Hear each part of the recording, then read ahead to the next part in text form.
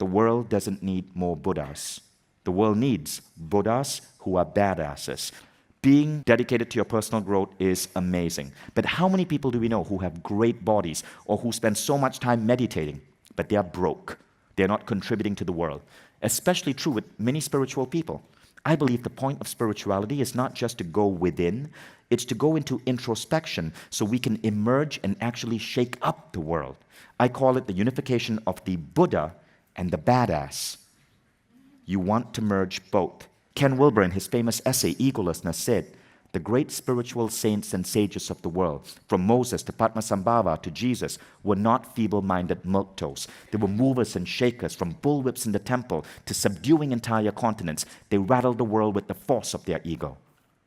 So, as you embrace personal growth, it doesn't remove you from the world. If you do, that is not personal growth. That's probably a cult. You want to embrace personal growth where you worship the Buddha, you go within, but you use the insight, the Satori moments, the intuition from that to get out there and fucking shake up the world. Agree? So, this gives us rule number 2. Dream big. And when you dream big, the problems become small. Too many people in the world are worried about stupid small shit. The guy who didn't text them back, for example. But when you dream big, what happens is the little stuff doesn't matter because you have something far, far, far greater. Michael Beckwith said, this is the difference between needing motivation, needing to be pushed towards a vision, or having a vision for your life that's so big that it pulls you.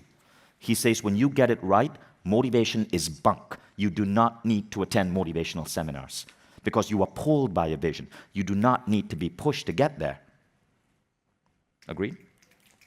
So, when you dream big, your problems become small, which is why what I try to do in my life is always try to dream bigger and bigger and bigger. So after AFES became successful, we decided to try Mind Valley University, for example. You got to keep your mind focused on bigger and bigger things. So you got to be happy and grateful. All of that is great, but you got to keep envisioning a better vision for yourself. So here's the toolkit. Now, interestingly enough, the toolkit to being able to take on bold goals starts with having small goals. Elon Musk gave a really famous interview to Neil deGrasse Tyson, the famous physicist, and Neil asked Elon, how do you have the cojones to go out there and start Tesla and SpaceX and PayPal and tackle all of these big things? And Elon Musk said, when I was a college kid in America, I decided to do an experiment. I decided to see if I could live on $1 a day. And he found out he could.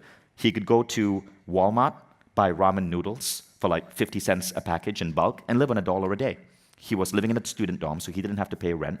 And he said, that gave me the sense of safety, that I could do bigger things. When I knew my survival was guaranteed, I was able to think really big. So many of us have irrational fears that come from our evolution as pre-humans in the savannas. But when we understand that the world is ultimately safe, we give ourselves liberty to do big things. So the technique here, and this is what I implemented, is something called SelfFueled Goals. So you have big goals, yes, but as a baseline, you have goals so simple that you can activate them instantly. The definition of a self-fueled goal is this. If everyone you knew in your life abandoned you and you had no one, and you were homeless in the streets of New York with no money, could you still hit these goals? Let's look at them. Why am I always surrounded by love? Notice these goals are worded as lofty questions. When you truly understand love, you find that love comes from within. The ultimate love is love of yourself. Agree? Now, you can be homeless. You can have no one around you. But if you know that you can activate love within, that goal is activated. The second thing is, why am I always learning and growing? Learning is free these days. You can be homeless in the streets of New York. You can still go to the public library and check out a book. It's free. Now, the third one is, why is the universe always unfolding for me in the most amazing way? If you're homeless in the streets of New York, take a walk down Central Park. You can still do that. It's free. And you will be gifted with the most amazing nature and scenery you can imagine. That is the universe unfolding for you. So when you understand, when I started to understand that I could be homeless on the streets of New York, all neediness disappeared. All fears disappeared. The idea that I might lose my company disappeared. It just didn't matter anymore because I knew I was safe on planet Earth. And so the trick to big goals starts with the little goals. And when you know that the little things, the self-fueled goals are there, you can think big. But that's just step one. So in my 3 most important questions under experiences, growth, and contribution, There are little goals, but there are also big goals. But the little goals, they're the foundation. You got to have both. Too many people forget these little goals. Write them down. Think about what are the little things you want in life. Maybe it's to always love yourself. Maybe it's to always feel connected to Source. Maybe it's to always appreciate your body. You can start on these immediately. But now, you need what I call the bold goals. Now, for the bold goals, what we implemented in Mindvalley was actually a secret we learned from Google. And it's called the Google Goals technique. Larry Page invented this. Really simple. This is a great thing to do in your business. 50% of your goals should have a 50% chance of failure.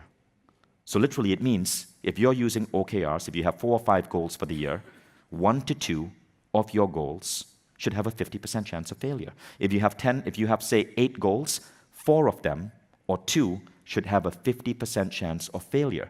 That means it's a coin flip. Now when you do this, 2 things happen. Number 1, you truly dream big. And number 2, when failure happens, it's okay. That was the whole point. So in Google's culture, 40% of all their corporate goals they fail at. Their failure rate is 40%. Google failed on Google Buzz, Google failed on Google+, but it also gave the world YouTube and Gmail and the Android phone. But by making it a stated goal to have goals that have a 50% chance of failure, you unlock yourself to really dream big and to have moonshots. So this became a really important rule. So at Mindvalley, every department has that, the company has that, and soon every individual is going to have that. Thank you for watching. If you enjoyed that video, click the subscribe button and you'll get my next video coming to you in a week.